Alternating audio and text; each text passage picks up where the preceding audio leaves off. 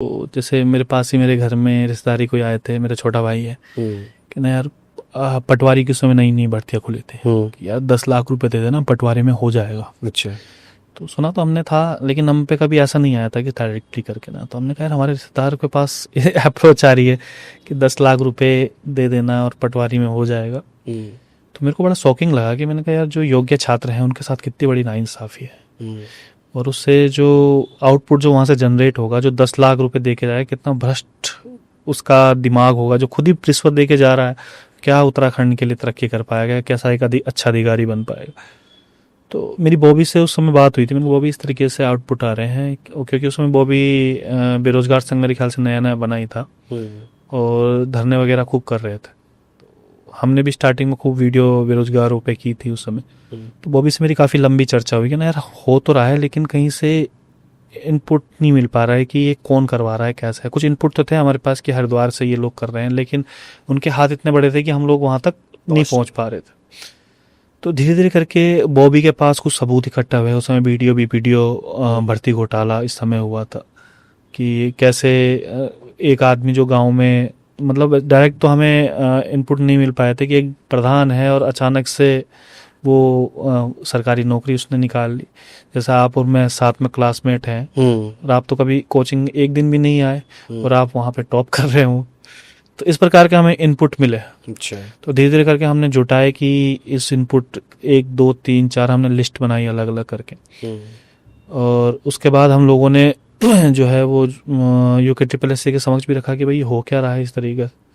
और जैसे जैसे हम पे इनपुट मिलते तो हम उन इनपुट को हम खुलासा करते तुरंत किस प्रकार से आ रहे हैं। तो ऐसे ऐसे करके हमारे पास पूरे उत्तराखंड से लोग आने लग गए कि भाई मेरे पड़ोसी भी था, वो ऐसा था, इस तरीके से हो गया।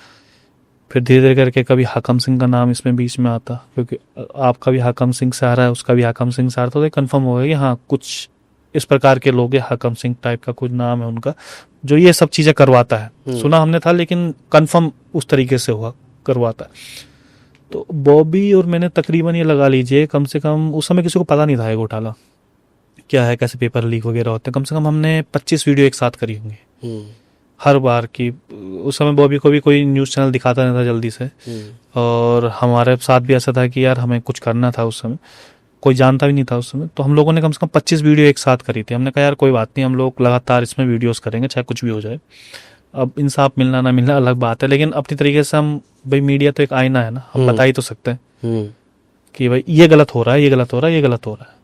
तो धीरे धीरे करके जब हमने उठाया इस मामले को, तो VDPPT भर्ती घोटाला सबसे पहले खुला था।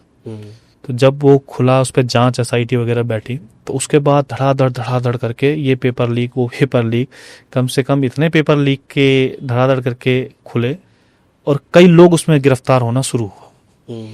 जब कड़ी से कड़ी मिली, तो मतलब हमें भी नहीं पता था कि इतनी लेवल पे भ्रष्टाचार फैला हुआ है।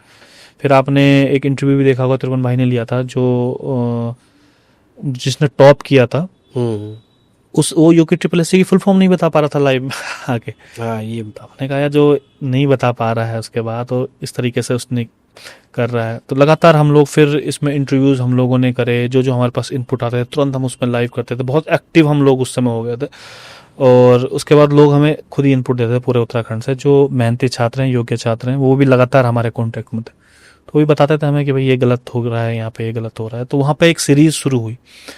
लेकिन मैं बड़ा खुश हूँ कि हम लोगों ने जो सीरीज शुरू करी थी, आज के समय में इतना, मतलब लोगों को इतना भरोसा है कि यार जो आज के समय में एग्ज़ाम हो रहे हैं वो कम से कम लीक नहीं होंगे। और उसके बाद जब एग्ज़ाम के रिजल्ट आए उसके घोटाला खोलने के बाद, तो फिर हम लोगों ने उनके भी इंटरव्यू लिए, तो वाकई में वो लग रहे थे कि हाँ ये योग्य छात्र है। तो वो बताते थे कि पिछली बार भी हमने एग्ज़ाम दिए थे तो हमारा उसमें हुआ नहीं, और इस बार उन्होंने टॉप किया है जो योग्य छात्र थे। और बहुत गरीब परिवार के, कोई अब महीने में सुदूर पहाड़ से बच्चा आ रहा है, 3-4 हज़ार रुपये उसके पिताजी या मतलब भेज रहे हैं उसको, और तब जाके यहाँ पर एग्ज़ाम का रिजल्ट निकाला उसने। तो सोचिए कितनी बड़ी खुशी उसको हो रही हो। सही बात है। और यहाँ पे कई बच्चों ने सुसाइड भी किया था उस समय, उससे पहले आपने वीडियोस भी देखे होंगे। तो सिस्टम की कितनी बड़ी खामियां थी कि वो सुसाइड किया, तो हत्या ही थी बच्चों की। एक बच्चा 3-4-5 हज़ार रुपये उसके पिताजी जैसे तैसे करके कर रहे हैं, और बाद में बच्चा एग्ज़ाम नहीं निकाल पा रहा है, उसको तो ये लग रहा है कि यार मैं एग्ज़ाम नहीं निकाल पा रहा हूँ तो मेरे अंदर ही शायद कोई खामी होगी। कितना बड़ा फेलियर था ये सिस्टम का। हमें खुशी है कि हमने धीरे धीरे करके वो निकाला और पूरे उसमें फिर आज सबके सामने फिर था उसका रिजल्ट कि भाई ऐसा भी होता है। तो आज के समय में कम से कम ऐसा तो नहीं है।